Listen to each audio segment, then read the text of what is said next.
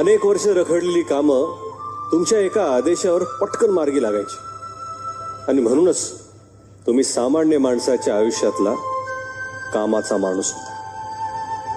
तुम्ही होता खरे परीस. तुमच्या संपर्कात सहवासात येणाऱ्या प्रत्येकाच्या आयुष्याचं तुम्ही सोनं केलं.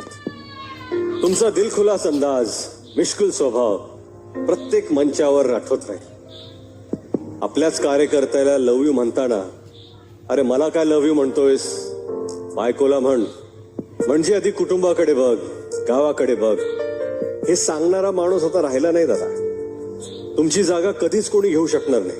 हे अगदी खरंय, कारण तुमच्यासारखी राजकारणाची जाण आणि माणुसकीचं भान असलेला नेता आता शोधून सापडणार नाही. खरं तर महाराष्ट्राचं दुर्दैवच असं, आपल्या महाराष्ट्रासाठी झटणारी अनेक बाप माणसं वेळेआधीच सगळ्यांना